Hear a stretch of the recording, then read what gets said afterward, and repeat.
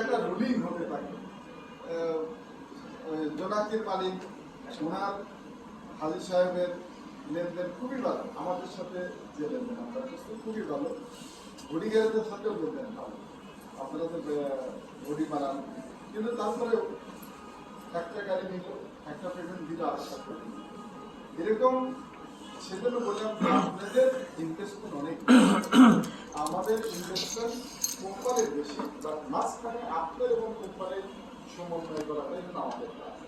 সেই উদ্দেশ্যেই আপনাদের কাছে এই বাংলাদেশের বর্তমান প্রেক্ষাপট, বর্তমান পরিবেশ পরিস্থিতিতে প্রথম টার্গেট করছি আমরা এই ড্যামরা রোডে, যেটা আগে আমরা ময়লা রোড করতাম, যেটা ড্যামরা রোডে এইখানে বডি বিল্ডার্সদের আমরা টার্গেট করছি যে এই ভাইরা দুর্দিনে আমাদের সাথে যেরকম ছিল, আমরা সেই 13 সালে, 14 সালে, 15 সালে এই ভাইরা আমাদের 10-75, তারপরে 10-90 গাড়ি দিয়ে, 11-12 গাড়ি দিয়ে যেভাবে হেল্প করছিলেন আপনারা, এর ফলে এটা কিন্তু হায়দ্রাবাদে বাংলাদেশের সবচেয়ে বড় মার্কেট কিন্তু এই ড্যামরা রোডের আপনাদের এই ভাঙা প্রেসের এই হায়দ্রাবাদের মার্কেট সবচেয়ে বড় মার্কেট।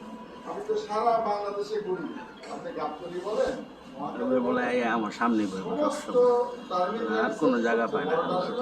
হায়দ্রাবাদ, এখানে গাড়িও বেশি, এখানে ব্যবসাও বেশি, এখানে প্যাসেঞ্জারও বেশি, আবার বডি গ্যারেজের দিক দিয়ে সারা বাংলাদেশের সবচেয়ে